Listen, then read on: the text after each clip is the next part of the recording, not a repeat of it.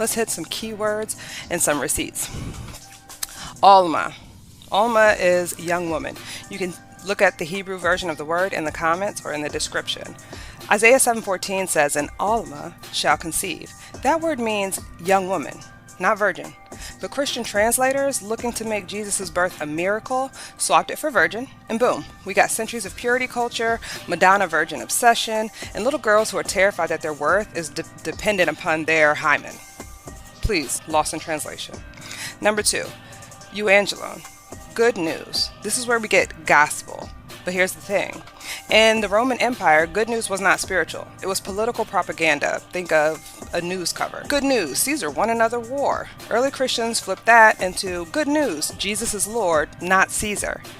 What it was then was treason dressed as worship. Ecclesia, assembly. In Greek, it literally means the people gathered, they got together. But the King James Version translates it as church, and suddenly faith belongs to buildings and bishops instead of people, humans, living bodies.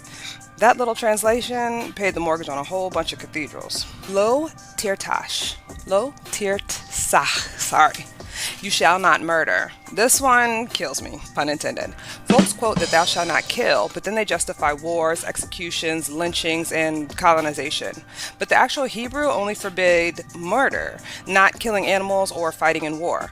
Imagine how many sermons actually collapse if we get that one word correct. Kosem kesamim, one who divines divinations.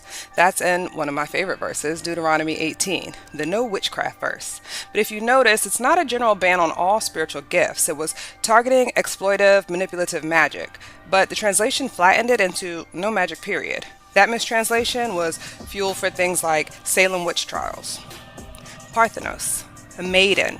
In Greek, a maiden can mean virgin or it could just mean unmarried. The translators decided to use virgin because, it looks a little more spicy, I guess. I don't know. But that one word, it shapes Catholic celibacy rules, Marian devotion, and purity culture on every single continent. Tyrannos, a tyrant. That word shows up in ancient manuscripts, but King James, KJV translations scrubbed any anti-king notations because King James was not about to fund a Bible that called him a tyrant, right? Amen. So be it.